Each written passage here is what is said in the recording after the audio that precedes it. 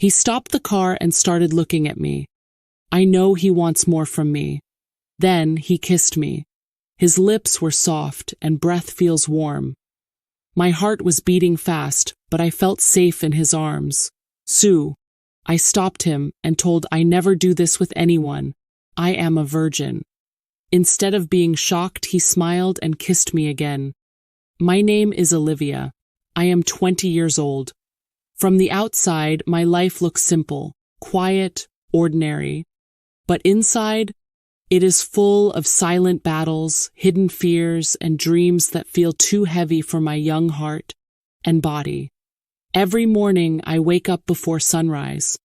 The room is cold, the walls are bare. The air feels heavy. I lie still for a few moments, listening to the slow breathing of my mother in the next room and the soft cough of my little brother. They are the reason I wake up. They are the reason I keep going. My father died when I was just 16, a sudden illness, a quick goodbye, and just like that, everything changed.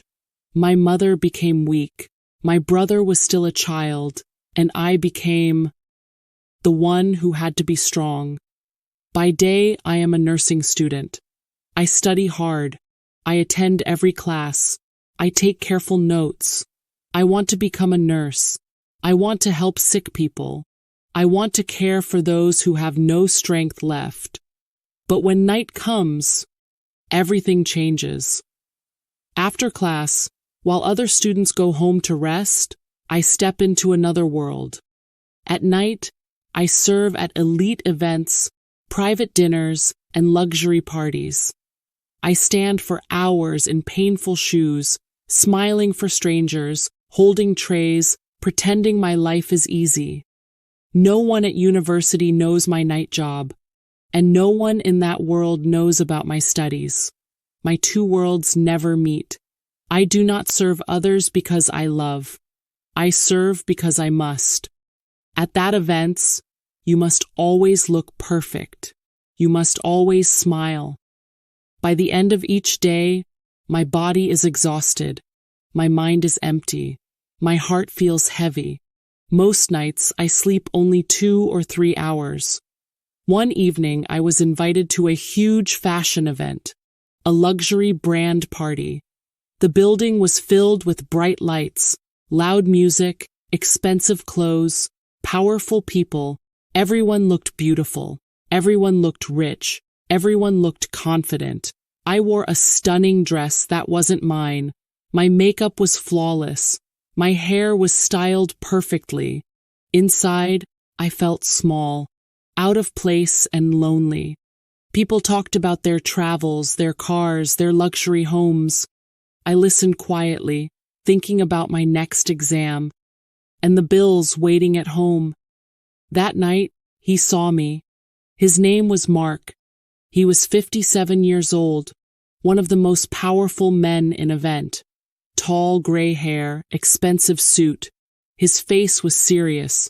His eyes were cold. Many other girls surrounded him, laughing, trying to impress him. But he ignored them.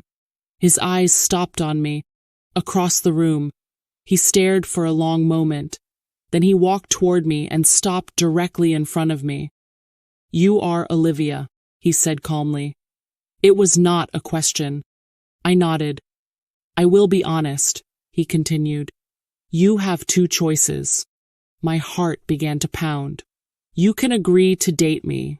If you do, your life will change. Car, apartment, money, comfort." He paused. "Or you can refuse. And if you refuse, you will never be able to join parties in this city again." The world stopped. I couldn't breathe. My hands went cold. An ultimatum. In a room full of people. I looked around. Other girls watched us. Not with concern, with jealousy. They thought I was lucky. I felt trapped. That night, I returned to my tiny apartment. Cold walls, old furniture, silence. I sat on my bed, staring at nothing. I replayed his words again and again. If I said no, I would lose everything. If I said yes, I would lose myself. Sleep never came. By morning, exhaustion made the decision for me. I needed survival more than pride. With shaking hands, I called him. I'll do it, I whispered. I'll date you. 1 hour later, a black luxury car waited outside my building. My life changed instantly. New clothes, fine restaurants, luxury hotels. People looked at me differently. For the first time, I felt visible.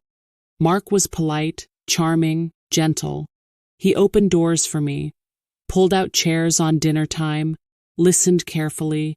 He bought me gifts, paid my bills, solved my problems, but inside, something felt wrong. Every smile felt heavy. Every gift felt like a debt. He watched me closely, studied every movement, every expression. I felt like something precious he owned, not someone he loved. One rainy evening, we sat in his car.